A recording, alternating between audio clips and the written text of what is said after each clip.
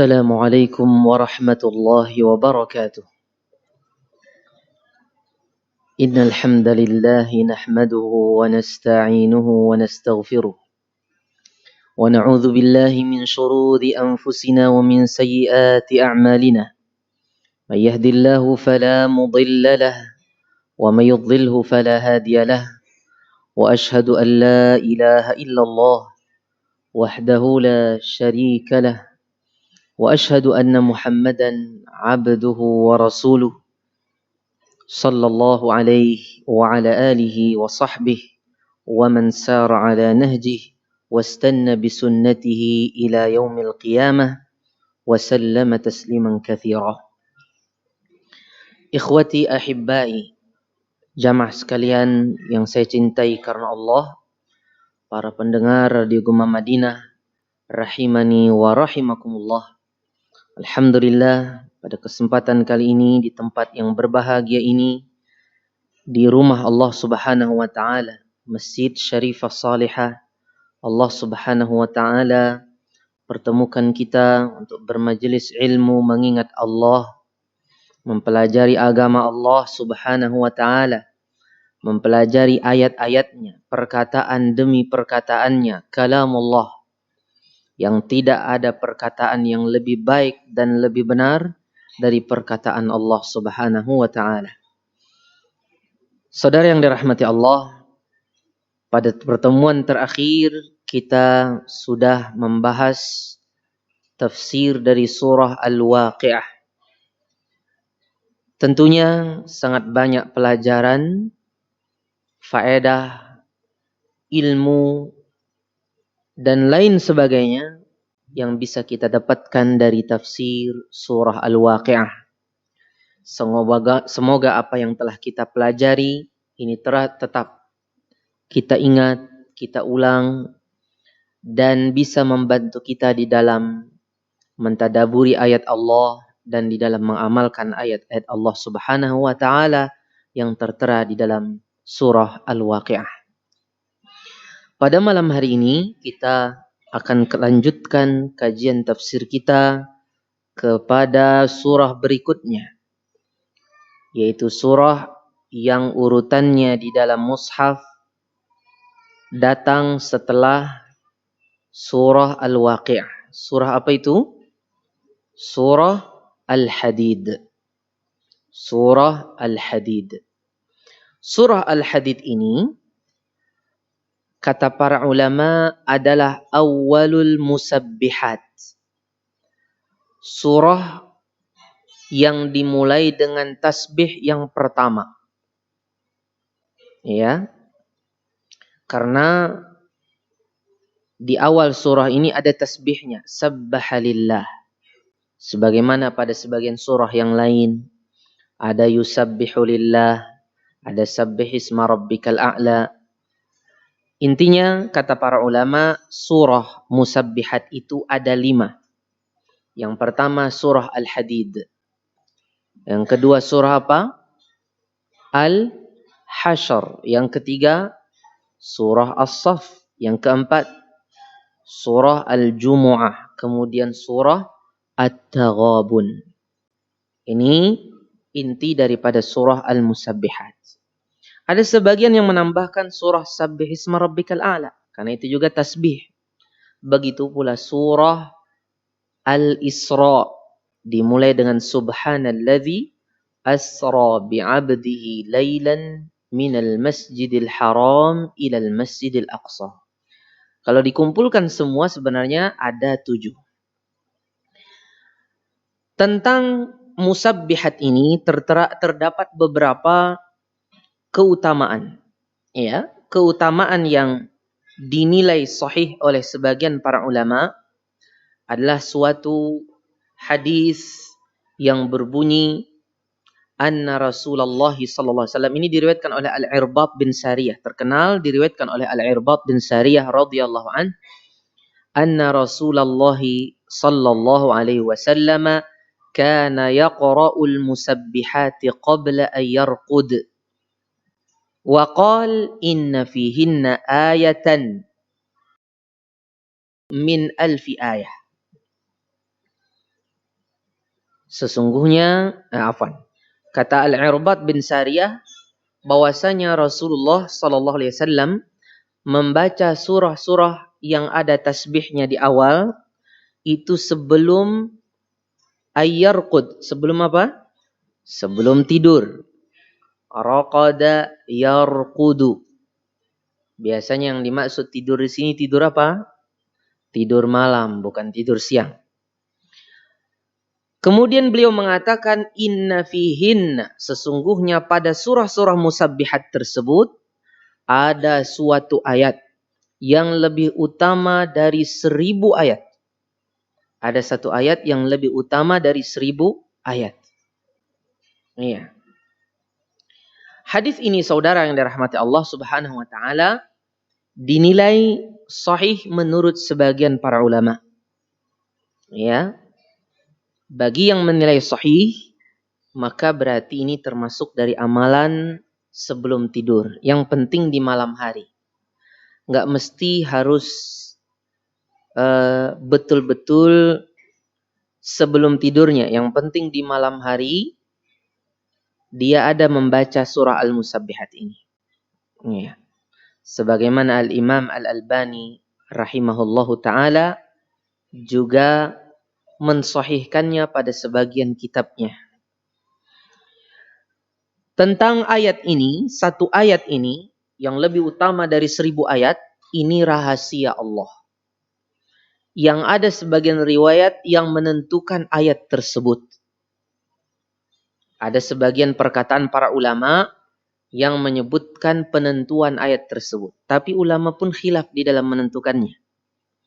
Ada yang mengatakan dia adalah ayat yang ketiga dari surah Al-Hadid. Huwal awwalu wal akhiru wal zahiru wal batinu wa huwa bikulli syai'in alim. Ada juga yang mengatakan ayat yang kesekian di akhir-akhir dari surah Al-Hasyr. Lau anzalna hadzal qur'ana ala jabalin la ra'aitahu khashi'an mutasaddian min khasyatillah, sampai akhir dari surah Al-Hasyr. Dan ada beberapa perkataan yang lain. Sehingga ini menyebabkan sebagian para ulama ada yang menyamakan masalah penentuan ayat yang lebih utama daripada 1000 ayat ini persis seperti penentuan Lailatul Qadar. Kita tidak tahu kapan Lailatul Qadar itu persis atau pastinya terjadi, ya kan? Sebelum terjadi nggak ada yang tahu.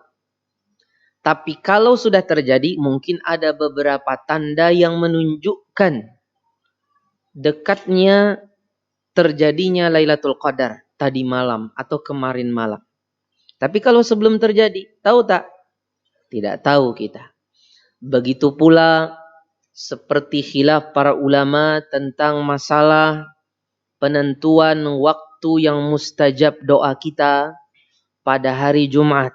Walaupun banyak para ulama mengatakan di sore hari Jumat atau di antara dua khutbah. Tapi banyak perkataan-perkataan yang lain. Yang mana hikmahnya ini agar seseorang berusaha untuk mendapatkannya. Dengan dia membaca semuanya pasti dia akan ketemu.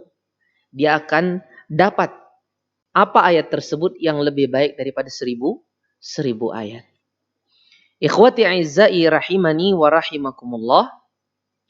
Di antara para ulama yang menyebutkan tentang ayat yang lebih utama dari 1000 ayat ini adalah Imam Ibnu Katsir.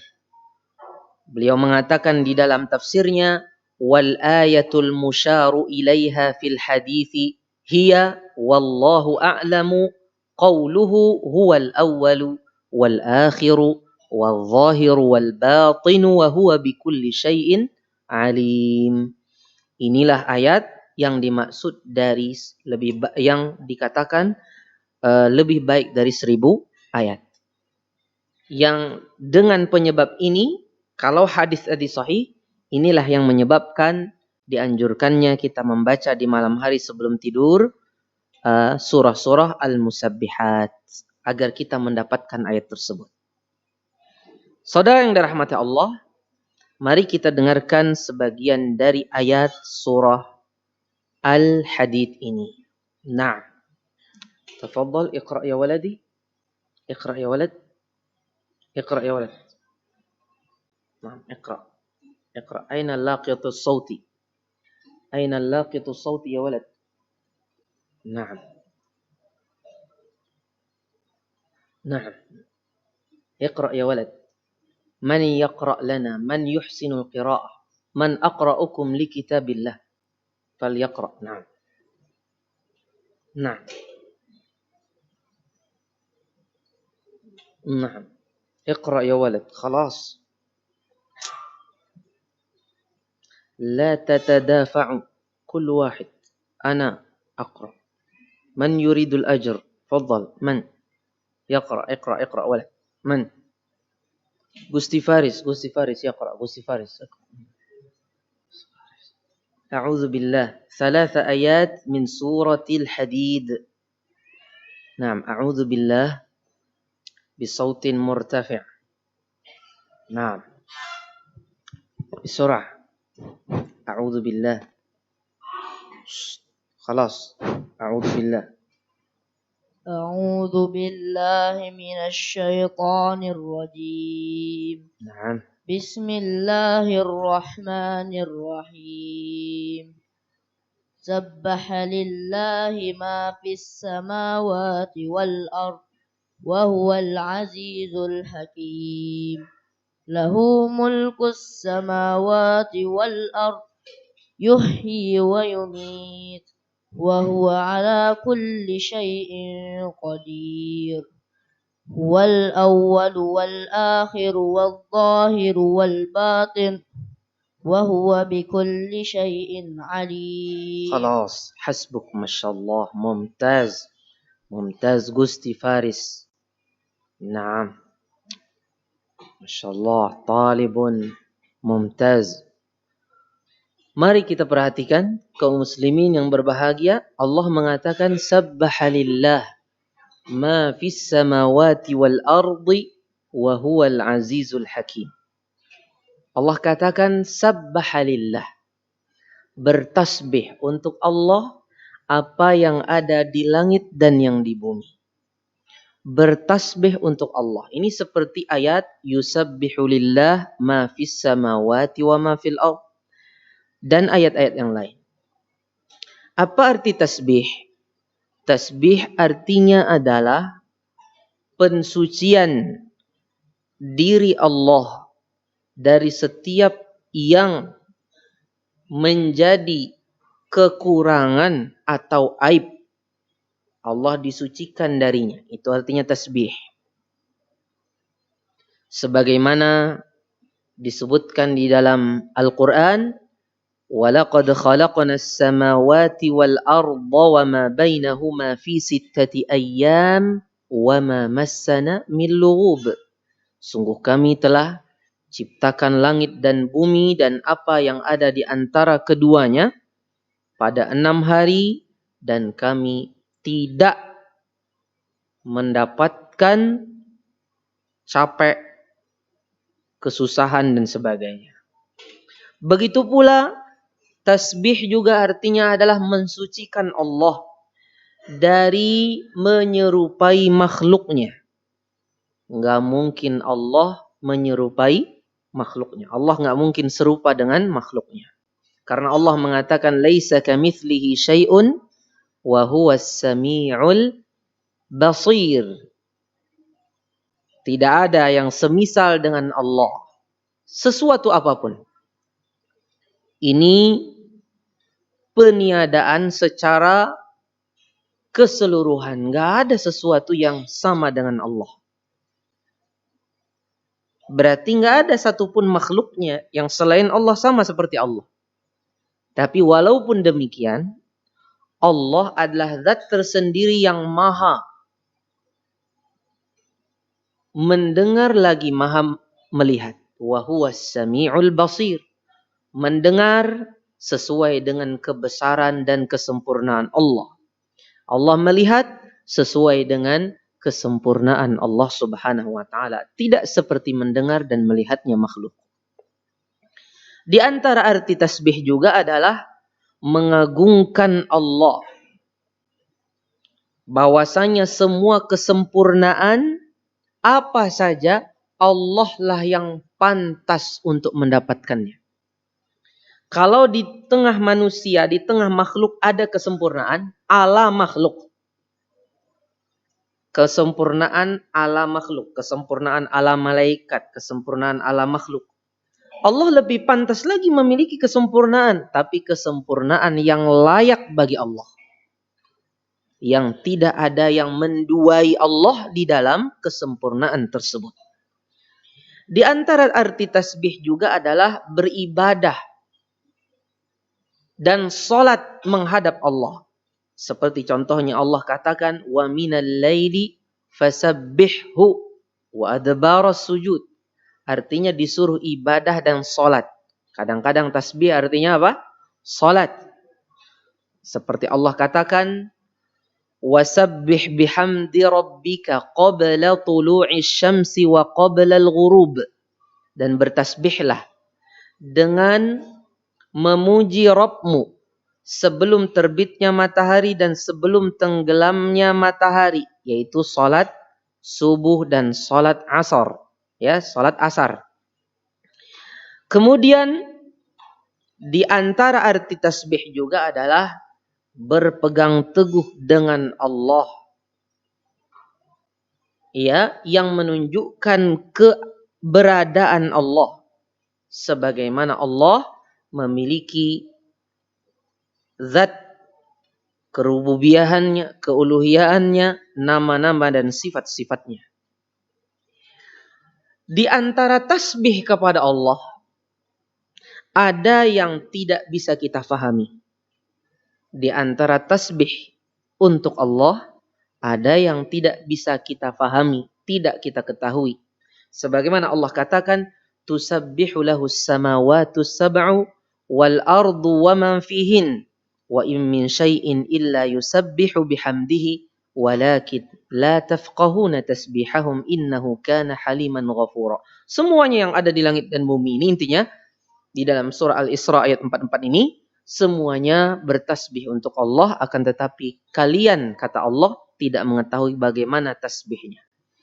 Semua yang ada di langit dan di bumi dan yang ada di antara keduanya, semua bertasbih kepada Allah dengan lisanul hal dan lisanul maqal, dengan kondisi keadaannya dan dengan ucapannya.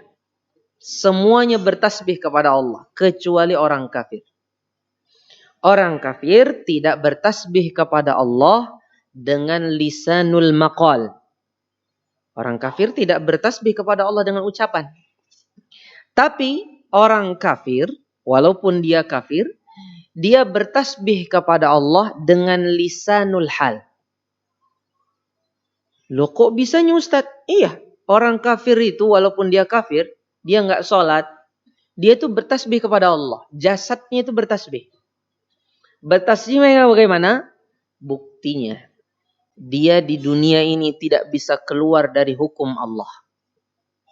Dia bisa sakit, dia bisa sehat. Dia bisa beruntung, dia bisa rugi. Dia bisa naik pangkat, dia bisa turun pangkat. Dia bisa terluka, dia bisa sembuh dari lukanya. Ya, dia harus bekerja untuk mendapatkan kemaslahatannya. Nggak mungkin nggak bekerja. Dia perlu bantuan dari sebagian makhluk Allah yang lain untuk kepentingan dirinya. Artinya sebenarnya dia membutuhkan makhluk-makhluk Allah yang lain. Itu menunjukkan jasadnya itu bertasbih kepada Allah. Dengan ketundukan tersebut, walaupun lidahnya tidak bertasbih kepada Allah subhanahu wa ta'ala.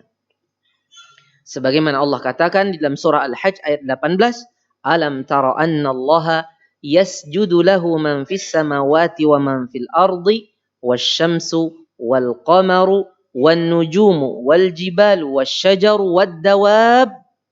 Habis itu apa? Wa katsirum minan nas. Enggak banyak, enggak semuanya kan? Wa katsirum minan nas, banyak dari orang, tapi enggak semuanya. Wa katsirun haqqa alaihil azab. Ada yang berhak untuk mendapatkan azab. mereka orang kafir. Artinya orang kafir itu tidak sujud kepada Allah dengan sujudul id'an wal inqiyad wal khudu', tidak dalam kondisi menundukkan diri kepada Allah dengan lisannya. Dia kafir.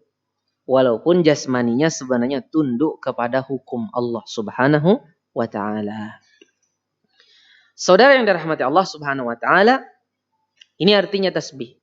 Sabbahalillahi ma fis samawati wal ard wa huwal azizul hakim. Wa huwal azizul hakim, dan dialah Allah yang maha perkasa. Al-Aziz artinya maha perkasa. Kalau diartikan ke dalam bahasa Indonesia yang lebih tepat. Al-Hakim yang maha bijaksana. Dan dialah Allah yang Al-Aziz, itu nama Allah juga, yang mengandung sifat izzah. Al-Hakim yang mengandung sifat hukum dan hikmah. Al-Aziz diambil dari kata izzah. Izzah ini biasanya artinya adalah kemuliaan. Ya. Biasanya artinya keagungan. Saudara yang dirahmati Allah, izzah ini ada 3 macam kata para ulama. Ada izzah, izzatul imtina', keperkasaan di dalam bertahan. Yang kedua, izzatul qahri wal ghalabah, keperkasaan di dalam menang atas segala sesuatu. Kemudian yang ketiga adalah izzatul quwwah, keperkasaan dengan kekuatan. Makanya di dalam bahasa Arab ada azza ya'azzu, ada azza ya'izzu, ada azza ya'uzzu. Kata para ulama, azza ya'azzu pakai fathah, ya'azzu artinya apabila kuat. Ini izzatul quwwah. Kalau azza ya'izzu, ini apabila pertahanannya, dia kuat bertahan, tidak akan kena oleh tipu daya atau perlakuan musuh yang ingin mencederai, tidak, yang ingin menzalimi. Kemudian azza ya'uzzu, azza ya'uzzu pakai dhammah, ini artinya apabila dia menang atau menguasai sesuatu, semuanya itu izzah. Allah katakan fa innal izzata lillahi jami'a. Allah katakan innal izzata lillahi jami'a. Allah katakan falillahil izzatu jami'a. Allah katakan subhana rabbika rabbil izzati amma yasifun. Dan banyak ayat lagi yang menunjukkan namanya izzah itu berasal dari Allah Subhanahu wa ta'ala. Jadi mencakup 3 bentuk izzah ini. Izzah di dalam bertahan, artinya tidak mungkin Allah itu terkena tipu daya atau penganiayaan dari yang ingin menganiaya Allah, tidak mungkin.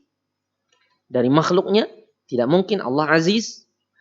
Kemudian juga tentunya bertahan dari segala aib dan kekurangan. Allah juga tidak mungkin dihampiri sebelumnya dia sempurna kemudian dikenai kekurangan dan suatu aib. Kemudian Allah juga aziz dari segi kemenangan dan kekuasaannya. Ya, sebagaimana Allah katakan subhanahu huwallahul wahidul qahhar. Tidak ada yang bisa memenangi Allah. Tidak ada yang bisa mengalahkan Allah. Tidak ada yang bisa mengalahkan Allah Subhanahu wa taala.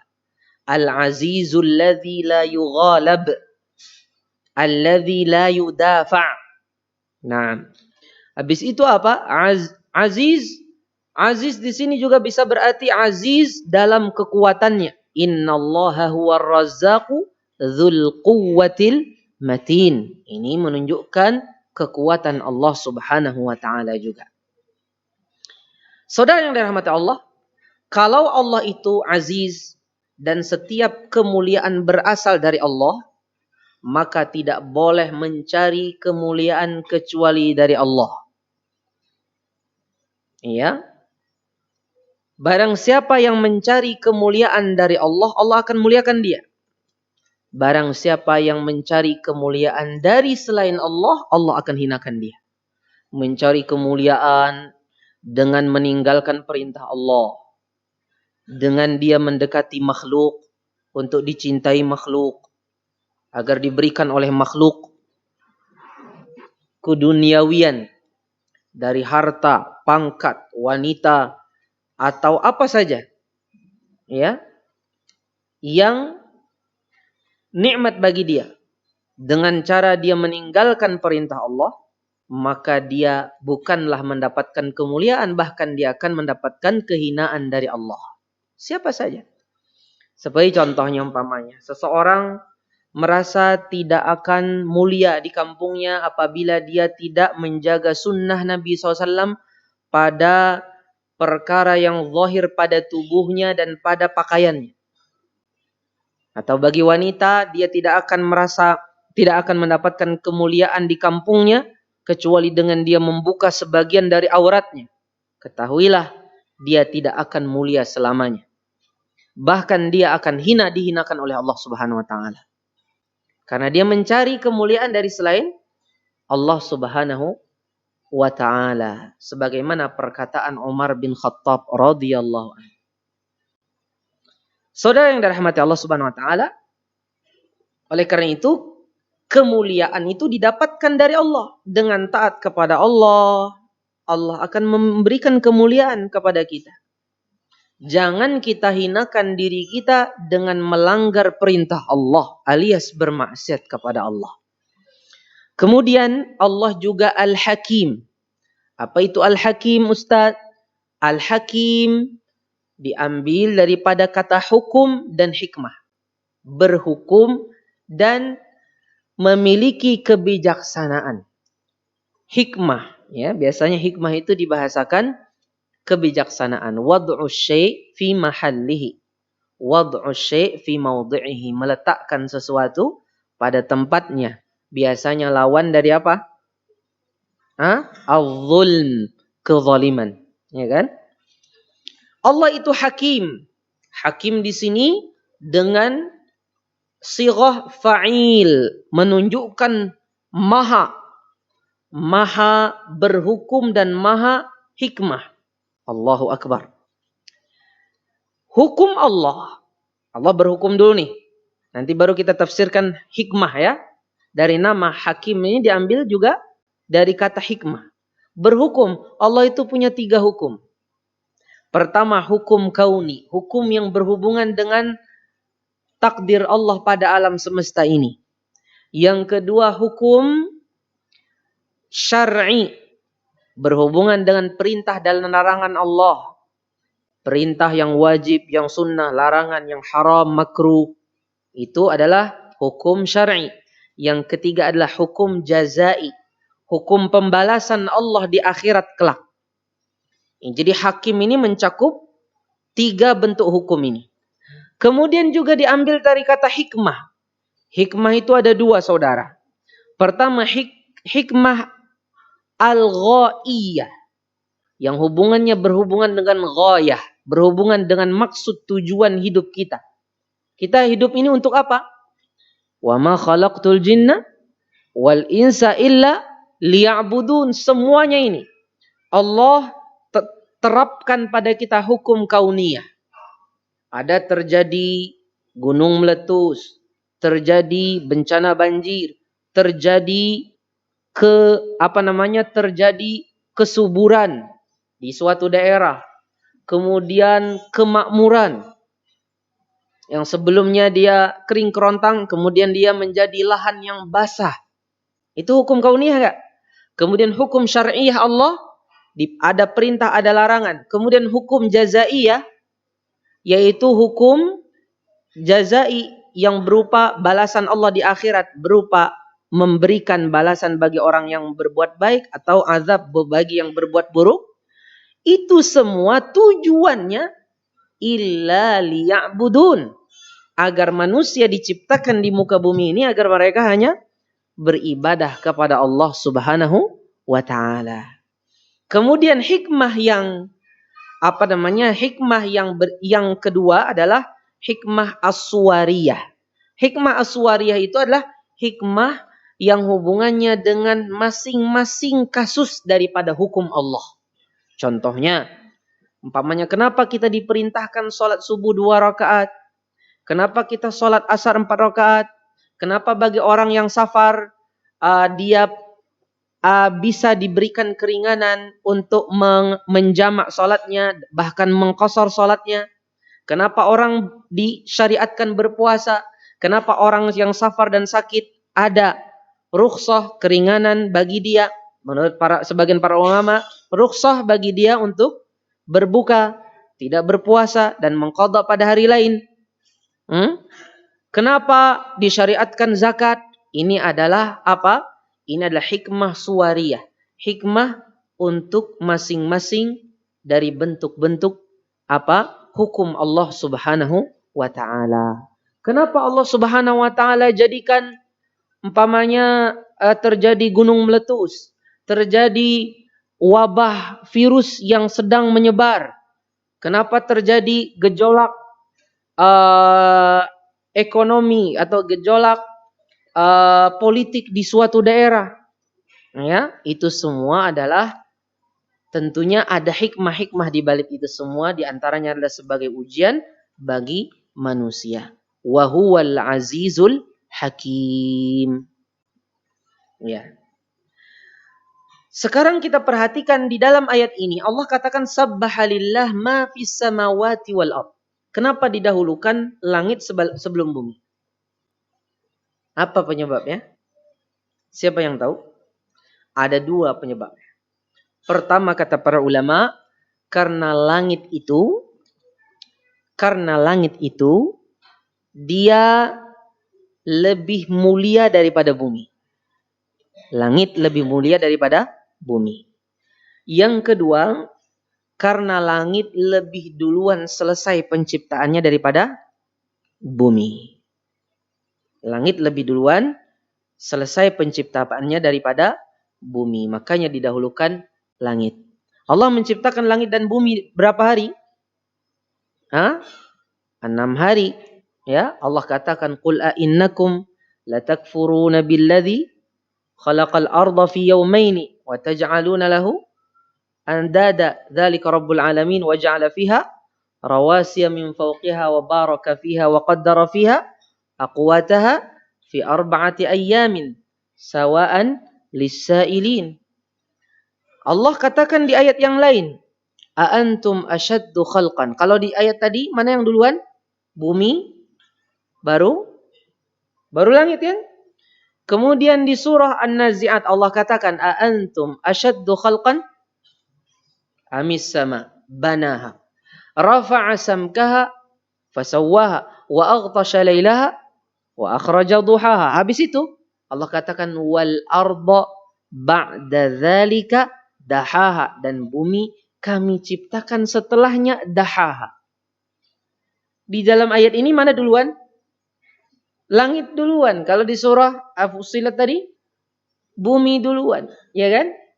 Pernah ditanyakan oleh Sa'id bin Jubair kepada Ibnu Abbas radhiyallahu an. Kok seolah-olah 2 ayat yang Fussilat dan surah yang ada di surah An-Nazi'at seolah-olah bertentangan. Padahal sebenarnya tidak bertentangan, saudara. Kata Ibnu Abbas radhiyallahu an, Allah Subhanahu wa taala menciptakan bumi dulu 2 hari. Baru setelah itu Allah ciptakan langit 2 hari. Habis itu Allah sempurnakan ciptaan bumi dengan dimasukkan ke dalam bumi air.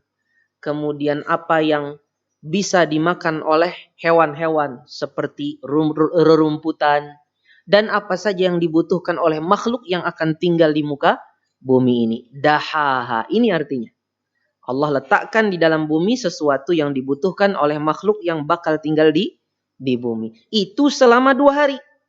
Setelah menciptakan langit 2 hari, baru yang itu selama 2 hari. Jadi menciptakan bumi dulu, baru menciptakan langit 2 hari 2 hari.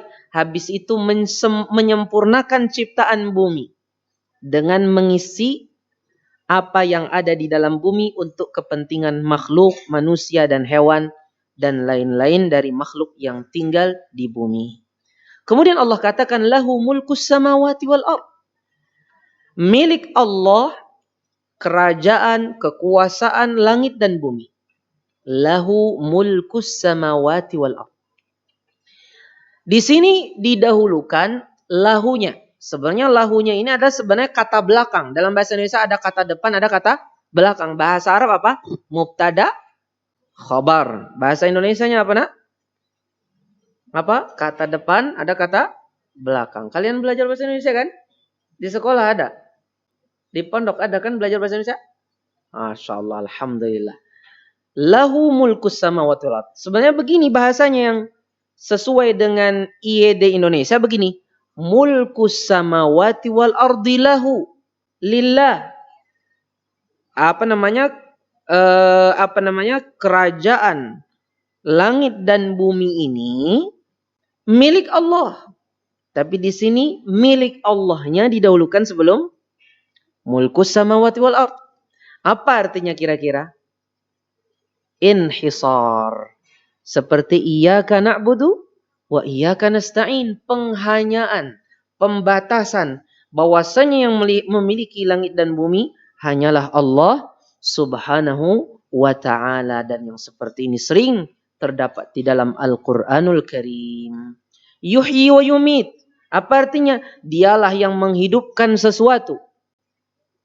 Ya, makhluk yang sebelumnya tidak ada diadakan oleh Allah dan dihidupkan oleh Allah. Wa yumit, dan dia yang mematikan, artinya yang mencabut kehidupan dari makhluk.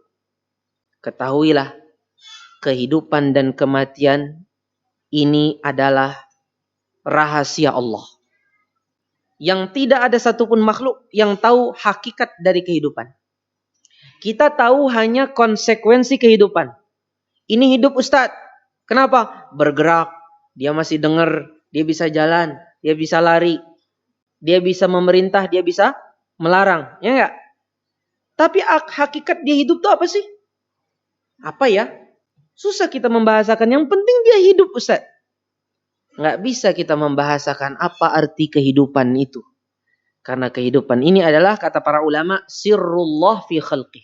Kehidupan dan kematian adalah rahasia Allah pada makhluknya, yang tidak ada yang tahu hakikat kehidupan dan kematian itu secara utuh, secara sempurna, kecuali Allah subhanahu wa ta'ala. Kita hanya bisa memahami sebagian dari tanda-tanda kehidupan dan kematian saja. Baik, sampai di sini. InsyaAllah kita akan teruskan sedikit setelah adzan. Barakallahu fikum.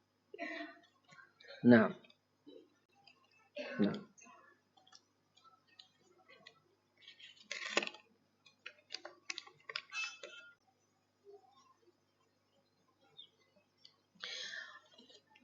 Saudara yang dirahmati Allah subhanahu wa ta'ala.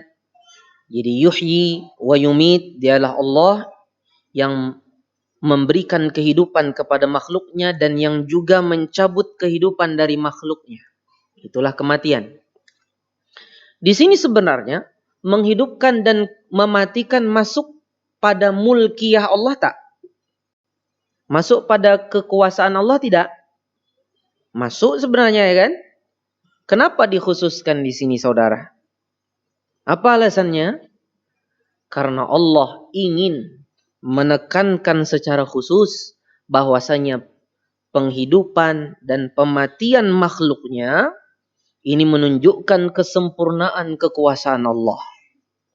Di mana di antara bentuk menunjukkan kesempurnaan kekuasaan Allah, dia yang menghidupkan yang sesuatu belum ada. Allah yang menghidupkan dan dia juga yang berhak untuk mematikannya. Kemudian Allah mengatakan wa huwa ala kulli syai'in qadir, dan dia adalah maha berkehendak atas segala sesuatu. Maha berkehendak, maha berkuasa atas segala sesuatu. Enggak ada satupun dari selain Allah yang keluar dari kudrah Allah. yang keluar dari, di sini qudrah diartikan masyiatullah, ya, atau iradah kauniyah Allah. Nggak ada yang keluar dari masyiatullah atau iradah kauniyah Allah. Nggak ada satupun makhluk yang keluar dari kehendak Allah Subhanahu wa ta'ala. Setiap sesuatu yang terjadi itu pasti karena Allah menghendaki. Kalau sampai tidak terjadi bukan karena Allah tidak mampu, tapi karena Allah tidak mau. Bukan karena Allah tidak mampu untuk menjadikannya, tapi karena Allah tidak menginginkannya. Iya. Bukan karena Allah Subhanahu wa taala tidak mampu. Habis itu ayat berikutnya, huwal awwalu wal akhiru wal zahiru wal batin. Yang tadi dikatakan Ibnu Katsir adalah ayat yang lebih baik dari 1000 ayat di dalam hadis tadi, ya. Dialah Allah al-awwal wal akhir wal zahir wal batin. Ini 4 dari nama-nama Allah. Jarang ini orang sebut Abdul Zahir, Abdul Batin, jarang, ya. Ini perlu dihidupkan juga. Seperti Syekh Al-Albani rahimahullah ta'ala, di antara ulama yang paling banyak menghidupkan nama-nama Allah pada anak-anak beliau. Ya, banyak nama anak-anak beliau dengan berta'bid kepada nama-nama Allah yang jarang dimunculkan. Seperti Abdul Musawwir, kemudian Abdul apa lagi? Banyak, ya. Di sini Abdul Awal, Abdul Akhir. Syekh Hamad Al-Ansari punya anak Abdul Akhir kalau nggak salah, atau Abdul Awal. Kalau nggak salah Abdul Akhir. Para ulama hadis suka memunculkan ini untuk mempopulerkan di tengah umat dari nama-nama Allah. Al-Awwal apa artinya? Dialah Allah yang pertama. Tidak ada sebelum Allah sesuatu. Nggak ada sesuatu sebelum Allah. Huwal awwal. Dialah Allah al-awwal. Nah, ini menunjukkan salahnya kalau dikatakan Allah itu lama. Seperti ada yang mengatakan di antara kaum muslimin, Allah itu qadim. Apa artinya qadim? Hah? Apa santri? Qadim apa artinya? Lama. Kalau dikatakan Allah itu lama, ini menutup kemungkinan gak ada sesuatu sebelum Allah? Menutup kemungkinan tak? Tidak menutup kemungkinan, kan? Bisa jadi sebelum Allah yang lama itu ada sesuatu. Lihat bahasa Allah. Huwal awwal, dialah yang pertama. Kalau dikatakan yang pertama, pasti gak ada sebelumnya sesuatu. Beda dengan apabila Allah dikatakan al-qadim, lama. Belum tentu, bisa jadi ada sebelumnya sesuatu. Wal akhir, dialah yang terakhir. Artinya tidak ada sesuatu setelah Allah, setelah fananya alam semesta ini. Nggak ada sesuatu setelah Allah.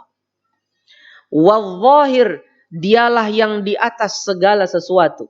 Tidak ada yang berada di atas Allah sesuatu apapun. Al-zahir ini hubungannya dengan ulu. Hubungannya dengan kemahatinggian Allah. Enggak ada yang lebih tinggi dari Allah. Kemudian wal batin. Dan dialah yang batin. Ini hubungannya dengan ilmu Allah. Dan ihatatullah. Pengetahuan dan kecakupan. Pengetahuan Allah dan pengawasan Allah. Artinya tidak laisa dunahu syai'. Ini sebutkan di dalam suatu hadis, suatu doa. Yang doa ini dianjurkan dibaca sebelum tidur. Saya juga belum hafal. Perhatikan doanya. Ini doa ini mensyarah ayat ini. Perhatikan. Allahumma rabbas samawati sab' wa rabbal arshil azim. Rabbana wa rabba kulli syai'. Munzilat tawrati wal injili wal Qur'an. Faliqal habbi wan nawa. La ilaha illa anta a'udzu bika min syarri kulli syai'in anta akhidhum binasiyatihi antal awwalu laysa qablaka syai' wa antal akhiru laysa ba'daka syai'un wa antal zahiru laysa fawqaka syai'un wa antal batinu laysa dunaka syai'un. Iqdi 'anna ad-daina wa aghnina minal faqr. Ini doa luar biasa. Dibaca sebelum tidur. Semoga kita bisa mengamalkan doa ini. Ya. Lihat di sini al-batin apa artinya? Laisa dunaka syai'. Artinya enggak ada sesuatu di bawahmu. Maksudnya begini. Allah itu mengetahui sesuatu yang tersembunyi. Bagaimanapun ketersembunyiannya, Allah Maha mengetahui. Enggak ada yang tersembunyi dari pengetahuan Allah dan pengawasan Allah Subhanahu wa taala. Setelah itu Allah Subhanahu wa taala tutup dengan wa huwa bikulli syai'in alim, dan dialah Allah yang mengetahui segala sesuatu. Wallahu alam, demikian mungkin sebagian ayat, 3 ayat dari awal surah Al-Hadid yang bisa kita bahas pada malam hari ini. Insyaallah akan kita teruskan kajian tafsir dari surah Al-Hadid pada pertemuan yang akan datang biiznillahi tabaraka wa ta'ala. Ada pertanyaan. Assalamualaikum Ustaz. Waalaikumsalam warahmatullah. Ana mau bertanya, apakah Nabi Adam alaihissalam pernah melihat Allah di surga? Apakah Nabi Adam alaihissalam pernah melihat Allah di surga? Iya.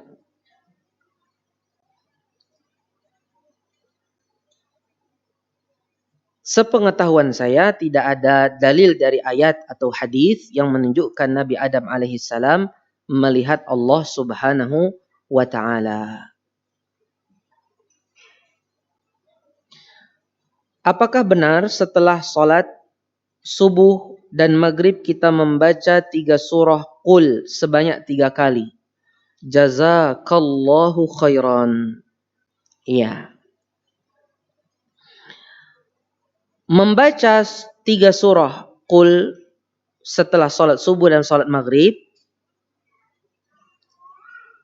ini yang kuat dari beberapa pendapat para ulama, dia tidak termasuk dari zikir setelah salat, baik itu salat subuh atau salat maghrib. Tapi dia termasuk dari zikir pagi dan petang, yang mana waktu membacanya setelah salat subuh dan setelah salat maghrib, yaitu setelah zikir subuh, setelah zikir salat subuh dan zikir salat maghrib. Setelah selesai baru seseorang membaca zikir pagi dan petang. Adapun sebagian para ulama yang menjadikan dia bagian dari zikir setelah salat subuh dan setelah salat maghrib, ini menurut sebagian para ulama termasuk dari waham atau kekeliruan di dalam memahami dalil-dalil dari Nabi Muhammad sallallahu alaihi wasallam. Assalamualaikum Ustaz. Bagaimana doa sujud sahwi? Doa sujud sahwi seperti antum baca sujud yang lain, subhana rabbiyal a'la atau subhana rabbiyal a'la wa bihamdi, atau subuhun quddus rabbul malaikati warruh, atau dan lain sebagainya. Subhanakallahumma rabbana wa bihamdika Allahumma firli, dan lain-lain. Ya. Itu itu bacaan ketika sujud sahwi. Ya. Adapun bacaan subhanalladzi la yashu wa la yanam wala apa gitu, saya tidak tahu ada hadisnya yang sahih tentang itu. Ada kan disebutkan? Subhanalladzi la yashu wa la yanam wala apa gitu kan? Nah, itu saya tidak mengetahui hadisnya yang sahih tentang masalah itu. Ustaz, apakah boleh sujud sahwi itu 1 kali aja sujudnya? Wallahu a'lam, sujud sahwi yang disyariatkan 2 kali ya. Sujud sahwi yang disyariatkan 2 kali. Assalamualaikum Ustaz, apakah boleh mandi di pagi hari sebelum jam 8 dengan niat mandi Jumat, atau hanya boleh sebelum salat Jumat? Mohon penjelasannya. Syukran. Boleh. Boleh di pagi hari jam 8, boleh seseorang memulai mandi Jumatnya. Ulama khilaf kapan memulai mandi Jumat. Apakah dengan terbitnya fajar ataukah dengan terbitnya matahari? Khilaf yang kuat di antara para ulama di antara para ulama ada yang merajihkan dengan terbitnya fajar. Kalau terbit fajar berarti itulah awal waktu yang dihukumi seseorang mendapatkan pahala seperti menyembelih sesembelihan dari onta, kemudian sapi, kemudian kambing yang bertanduk, kemudian ayam, kemudian telur ya.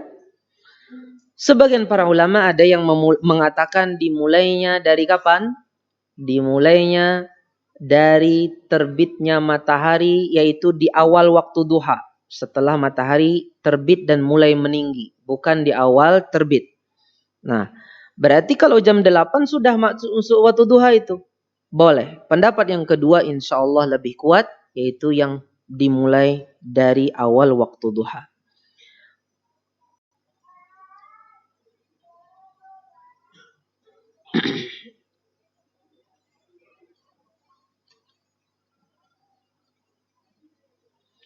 Assalamualaikum warahmatullahi wabarakatuh. Apa yang harus kita lakukan jika doa ruku dan sujud ketukar di saat sholat berjamaah? Nggak masalah.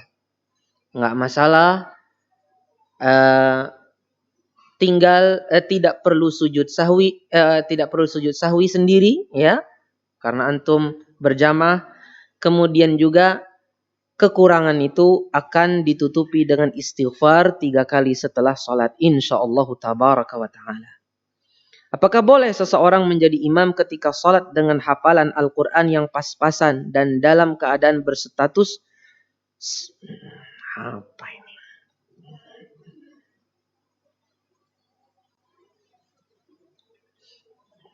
Aneh-aneh aja. Allah musta'an. Di antara pertanyaan kubur semuanya berkaitan dengan akidah. Apakah dengan itu menunjukkan pentingnya belajar akidah sebelum Al-Quran? Apakah seorang yang hafal 30 juz tapi ada penyimpangan dalam akidahnya, hafalannya itu tidak berguna? Ya. Seseorang yang akidahnya menyimpang, jatuh kepada suatu penyimpangan yang bisa mengeluarkan dari Islam, walaupun dia hafal 30 juz, tidak akan bermanfaat hafalan 30 juznya itu. Ya.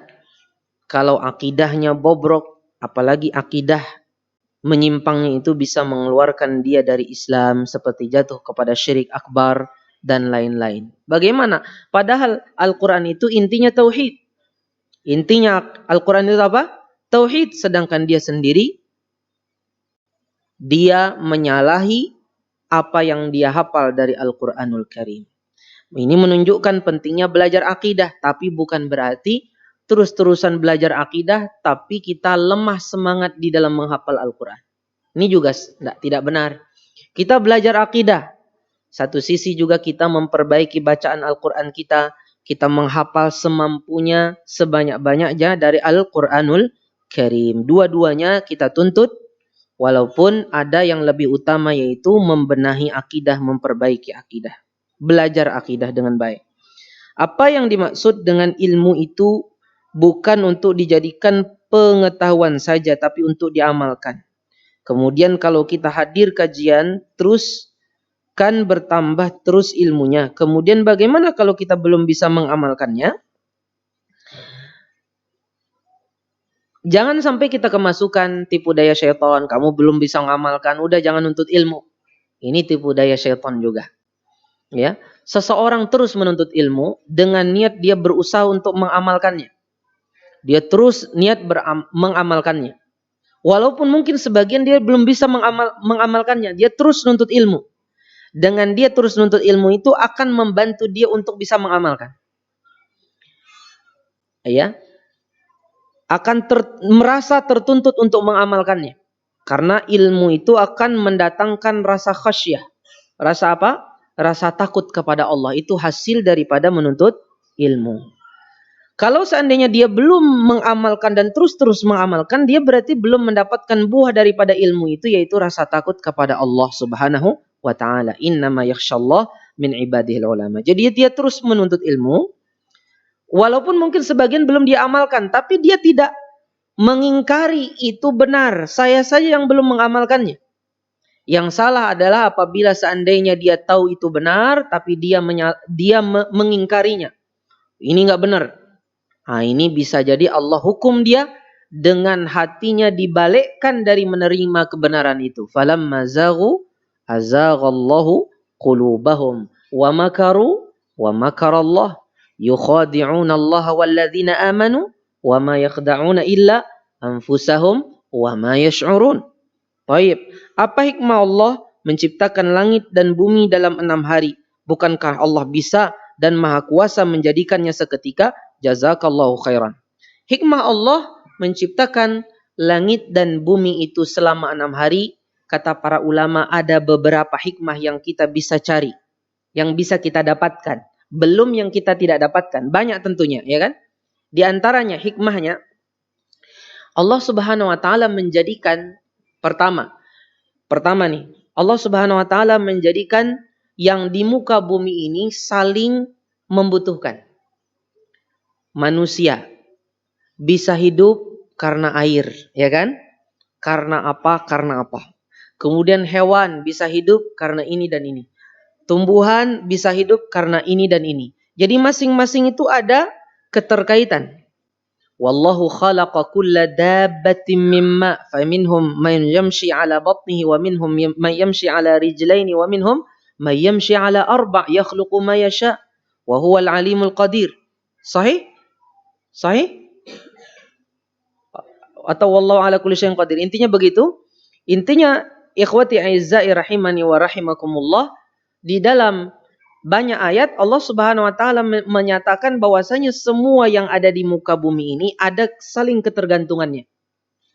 Karena semua ini saling ketergantungan, Allah Subhanahu wa taala pun menciptakan langit dan bumi ini secara bertahap selama 6 hari, tidak seketika. Padahal Allah Maha mampu untuk menciptakan dia seketika. Kun fayakun. Jadilah maka dia akan jadi. Tapi Allah Subhanahu wa taala menciptakan itu untuk menjadikan masing-masing dari ciptaannya itu betul-betul sempurna, sebagaimana nanti ketika hidup itu semua dia akan ketergantungan dengan yang lain. Itu hikmah pertama. Hikmah kedua, Allah Subhanahu wa taala, kata para ulama, ingin mengajari manusia bagaimana at-tu'adah wa adamut ta'ajjul fi kulli syai'. Allah ingin ngajarin kita agar kita bisa bertahap, bisa tidak tergesa-gesa. Apa bisa tenang, enggak tergesa-gesa. Diajarin dengan ayat ini supaya kita jangan tergesa-gesa. Karena pada asalnya manusia itu difitrahkan Allah suka tergesa-gesa. Khuliqal insanu min ajal. Pada asalnya manusia itu diciptakan dalam kondisi apa? Kondisi suka tergesa-gesa. Padahal al-ajalatu mimman? Minasyaiton. Tergesa-gesa berasal dari syaitan. Betapa banyak hal-hal kita tidak diberi taufik dan keberkahan oleh Allah gara-gara ketergesa-gesaan. Nah, Allah Subhanahu wa taala ingin ngajari manusia ini loh, tu'adah. Ya. Ingat apa perkataan Nabi SAW kepada Al-Ashaj ibnul Qais? Inna fika khaslatani yuhibbuhum Allah.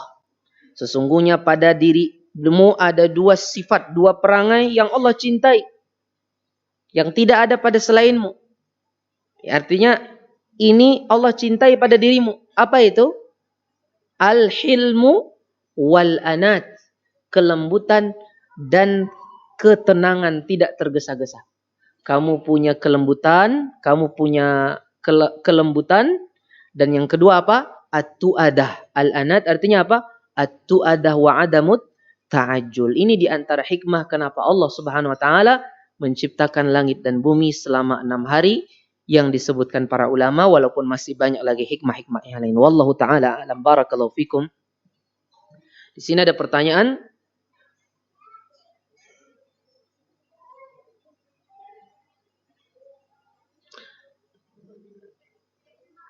Ada pertanyaan, la taqtulud dhafadi' fa inna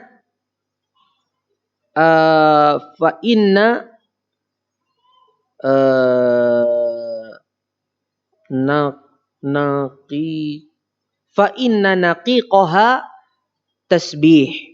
Jangan kalian membunuh kodok. Sesungguhnya bunyi kodok itu adalah tasbih. Hal hadzal qawlu sahih min al-haditsin nabawi wallahu a'lam. La adri dzalik. Saya tidak tahu, tapi larangan membunuh kodok memang betul.